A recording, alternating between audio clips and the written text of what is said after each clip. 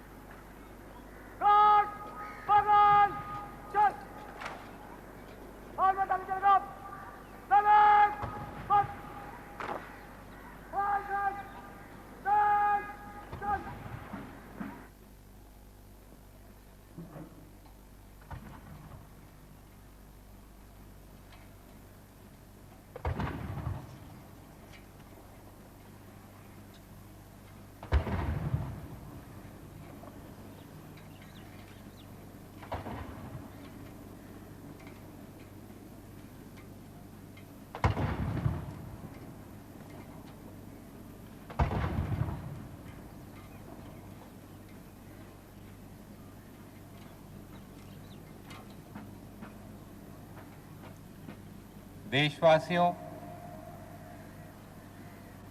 आज भारत की 38वीं वर्षगांठ।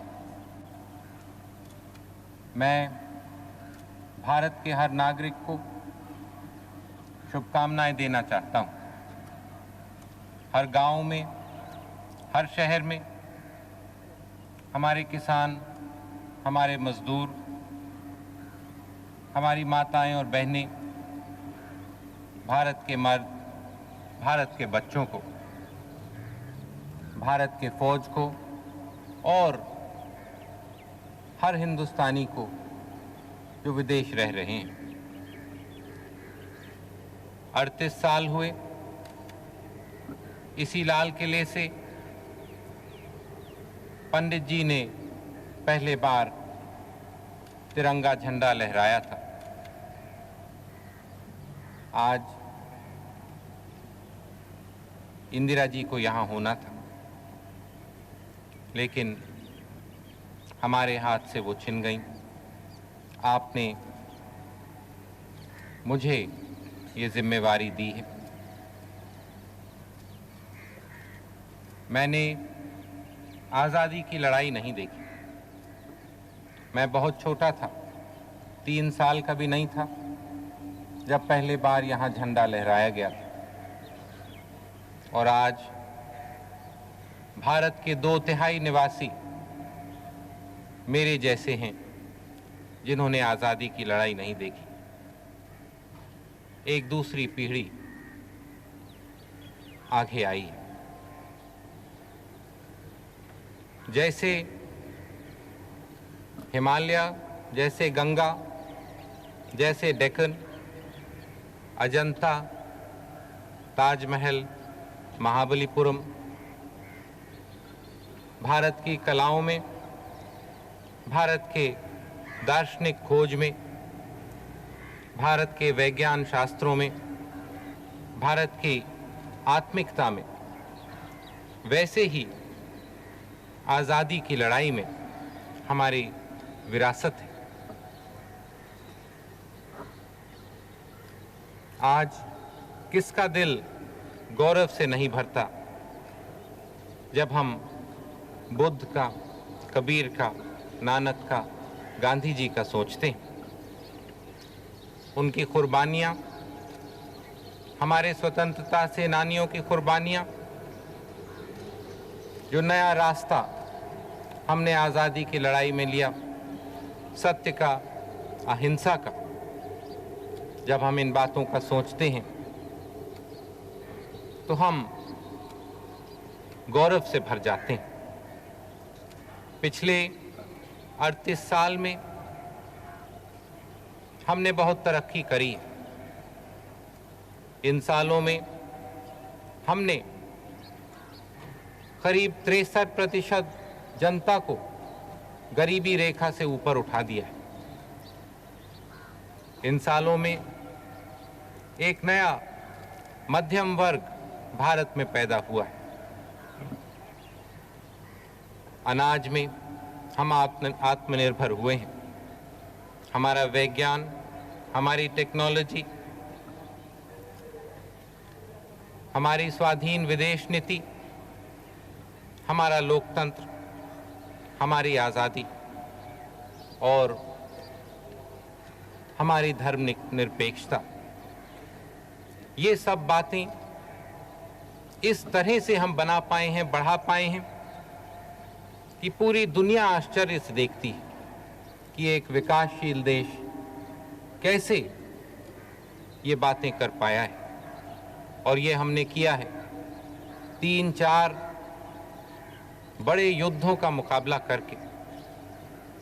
हमने किया है भारत की एकता और अखंडता बचाकर।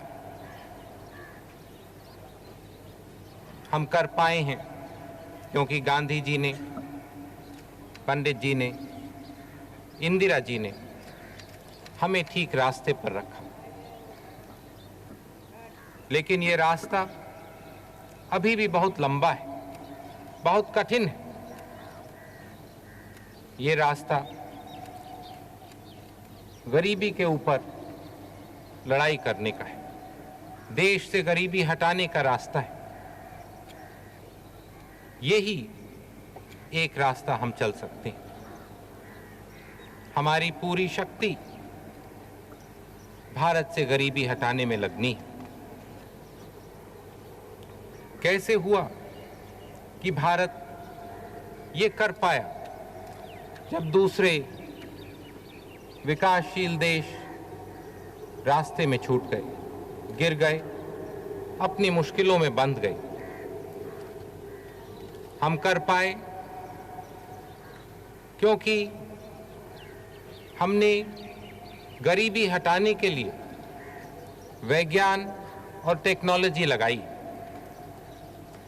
हमने देखा कि विज्ञान, टेक्नोलॉजी ठीक जगह लगी और ठीक तरह से लगे। पंडित जी ने ये शुरू किया था, बड़े बड़े बांध बनाकर,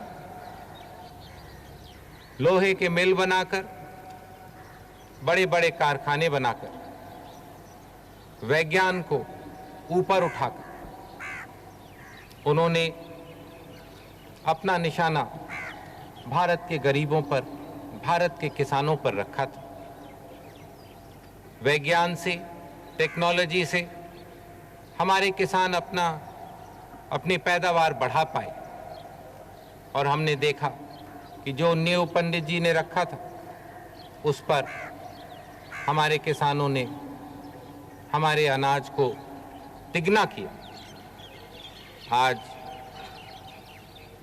इसीलिए हमारी आज़ादी बची है, इसीलिए हम गौरव से सीधे खड़े होकर दुनिया का मुकाबला कर पाते हैं। इंदिरा जी ने और भी जोर लगाया गरीबी हटाने में। पिछले 5 साल में उन्होंने 49% से करीब 63% तक भारत की जनता को गरीबी रेखा से ऊपर कर दिया।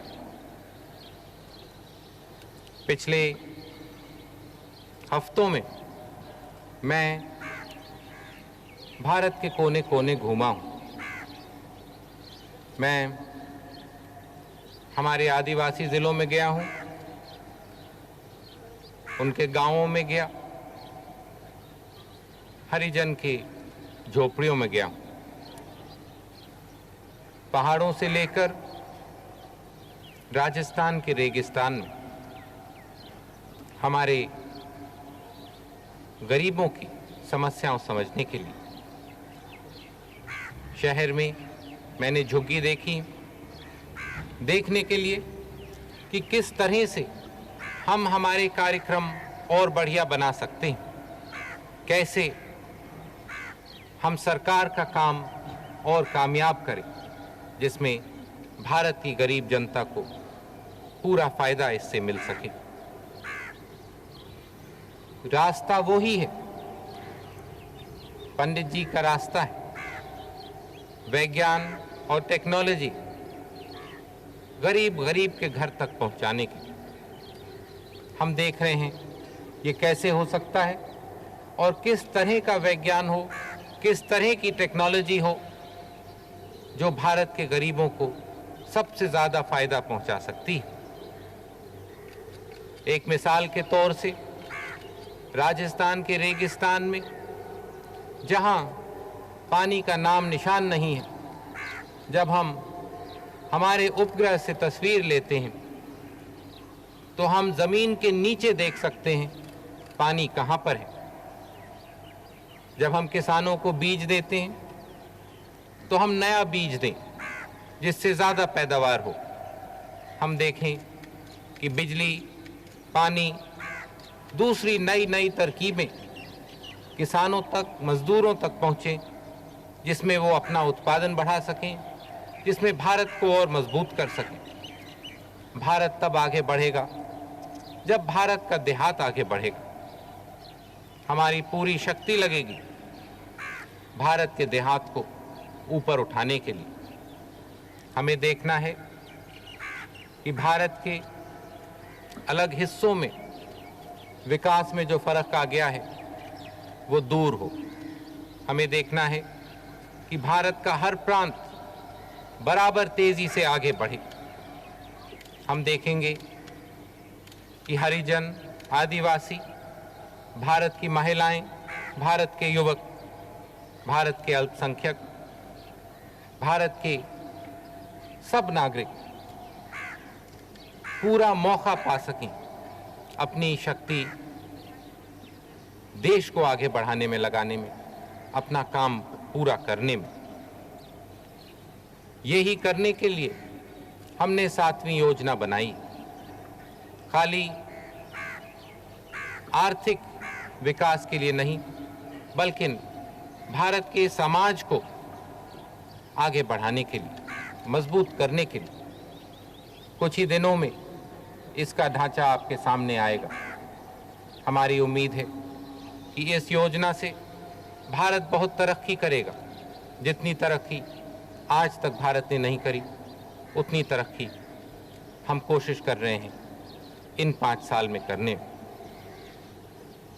हमारे असूल नहीं बदले। जो रास्ता गांधी जी ने, पंडित जी ने दिखाया, उसी रास्ते पर हम देश के कोने कोने में विकास पहुंचाना चाहते हैं।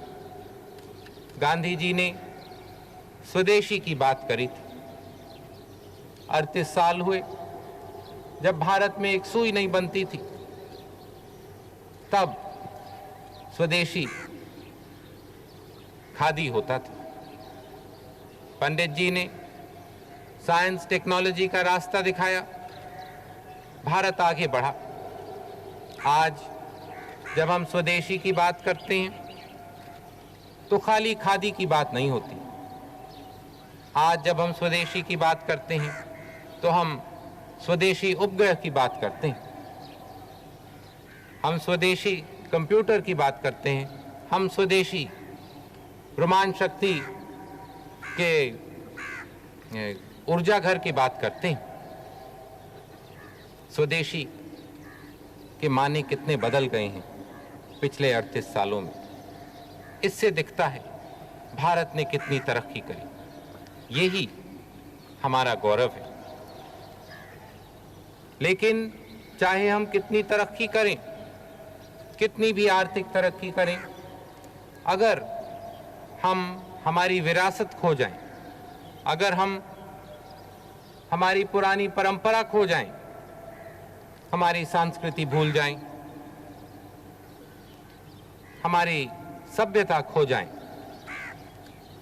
तो मैं समझूंगा कि कोई भी विकास नहीं हुआ है।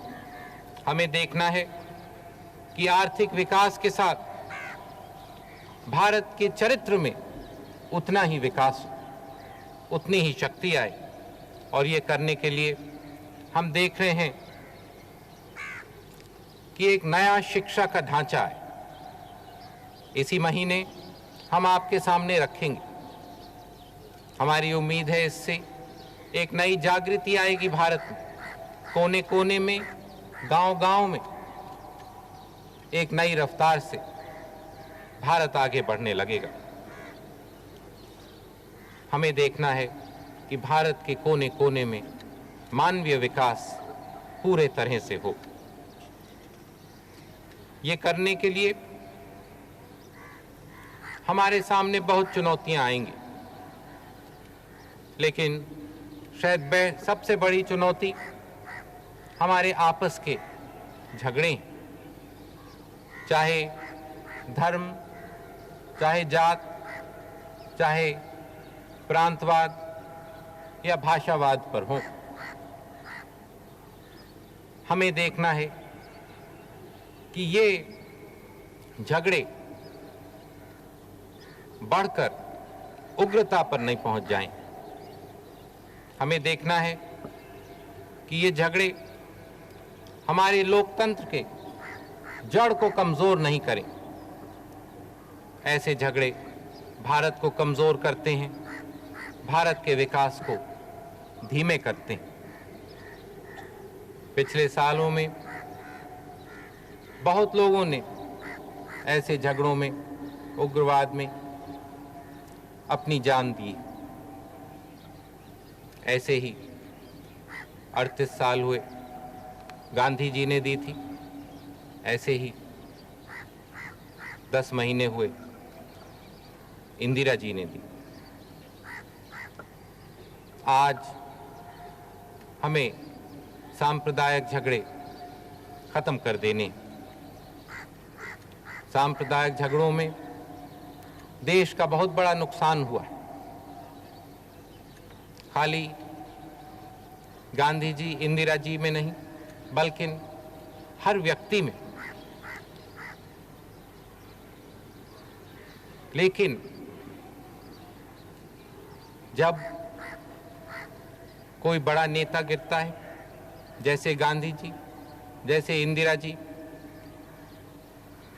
तब दुनिया के कोने कोने में उसका असर होता है।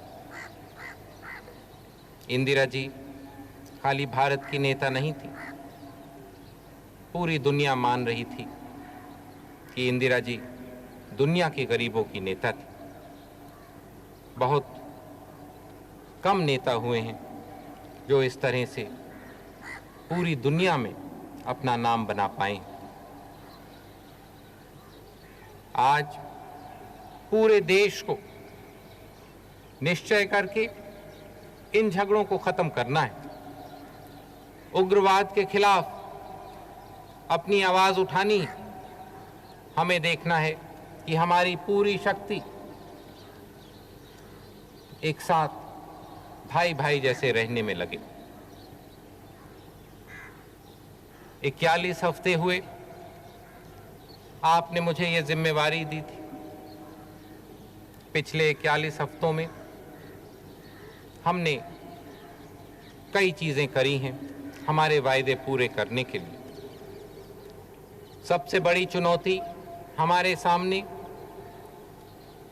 भारत की एकता और अखंडता की थी। 10 महीने हुए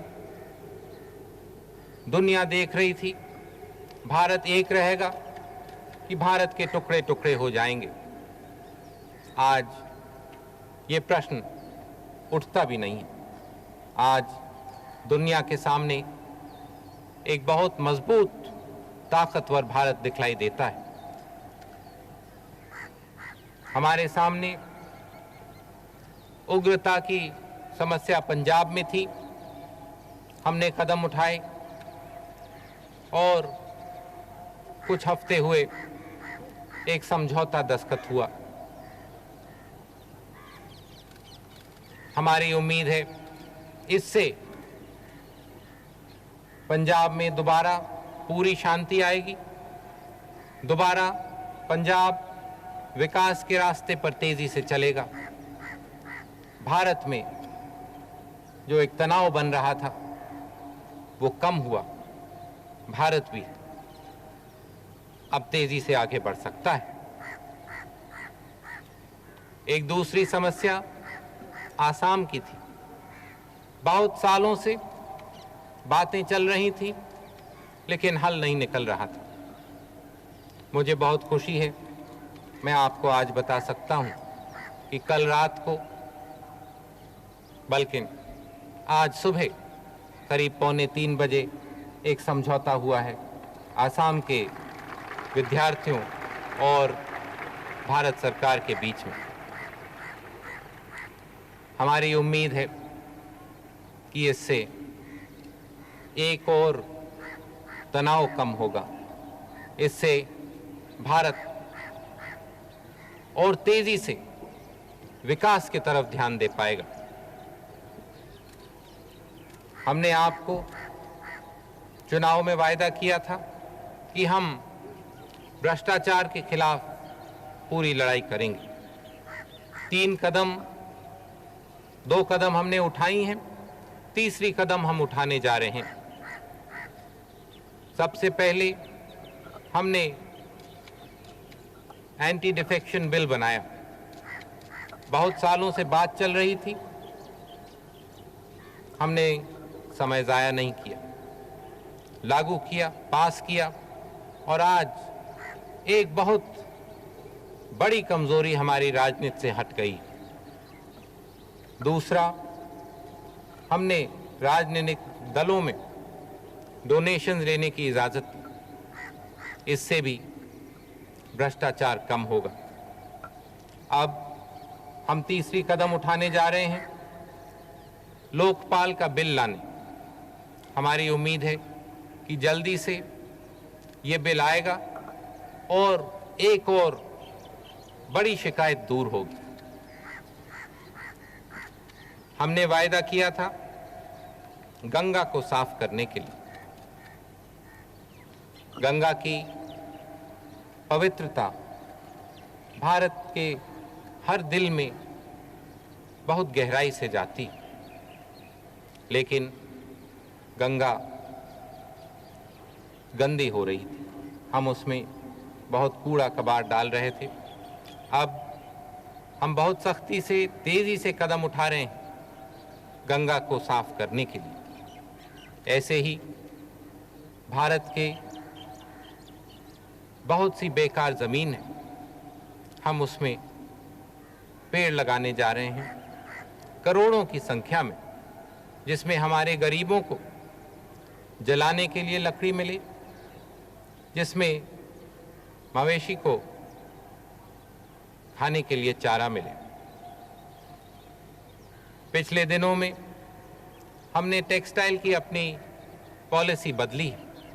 हमारी कोशिश है कि इसको बदलने से भारत के बुनकरों को और फायदा मिलेगा और ताकत मिलेगी, उनका ज़्यादा माल बिकेगा।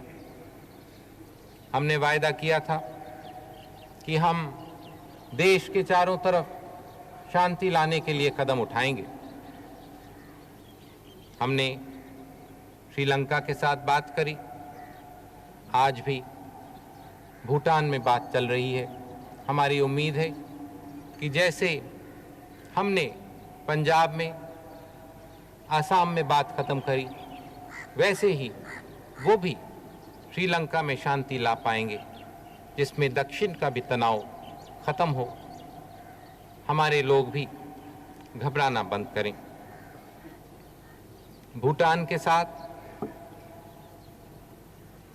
नेपाल के साथ, चीन के साथ हम और दोस्ती बनाना चाह रहे हैं। पाकिस्तान के साथ हमने बातें करी हैं, आगे बढ़े हैं, लेकिन एक बात रास्ते में आती है, उनका परमाणु शक्ति का प्रोग्राम जो हमें लगता है कि एक बम बनाने के रास्ते पर चल रहा है। अगर पूरी दोस्ती होनी है, पूरा भरोसा होना है, तब उन्हें इस कार्यक्रम पर दोबारा सोचना चाहिए। पिछले महीनों मैं विदेश गया, रूस गया, अमेरिका गया और भारत का झंडा और ऊंचा उठाया। आज भारत का हर नागरिक और सीधा होकर खड़ा हो सकता है, दुनिया को आंख में देख सकता है। भारत हर तरह से आजाद है, मजबूत है, कोई दबाव के नीचे नहीं आ सकता है।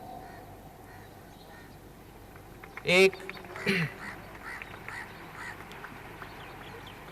दुनिया में आजादी की लड़ाई कांग्रेस की आजादी की लड़ाइयों से शुरू हुआ।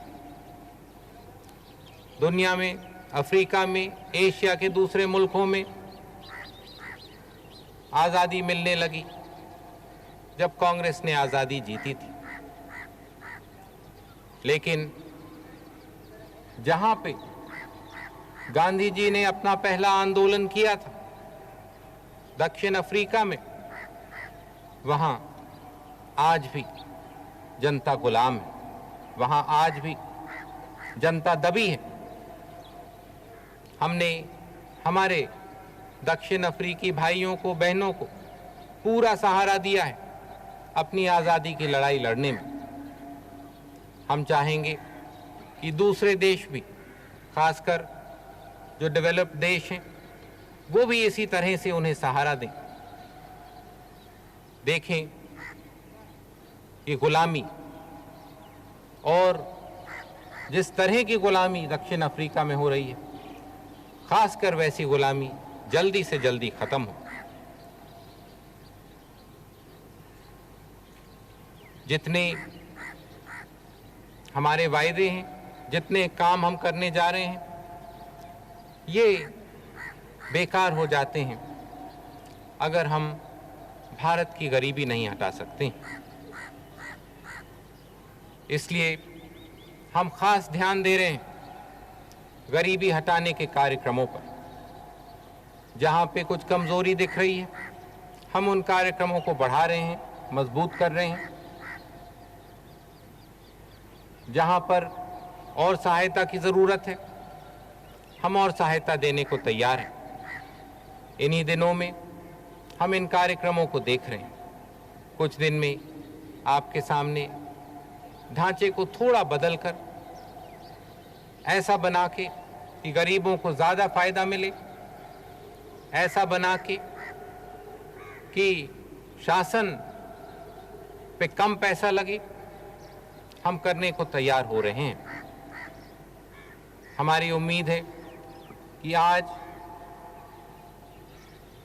जो 63% गरीबी रेखा के ऊपर उठ गए हैं, आते हुए सालों में ये बहुत तेजी से बढ़ जाए और हम सचमुच में दुनिया को कह सकें कि भारत से गरीबी हर तरह से हट गई है।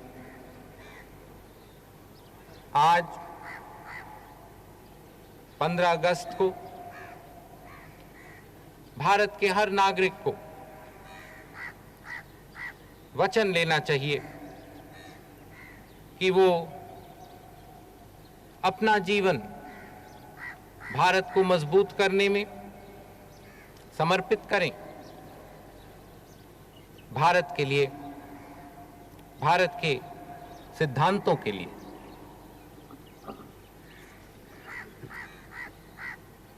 हम साथ चलें, हाथ मिलाकर चलें और ज्यादा तेजी से चलें हमारे लक्ष्य की तरफ और आगे बढ़ें। मैं आपको दोबारा स्वतंत्रता दिवस का मुबारक देता हूं। मेरे साथ जोर से बोलिए, जय हिंद, जय हिंद, जय हिंद। धन्यवाद।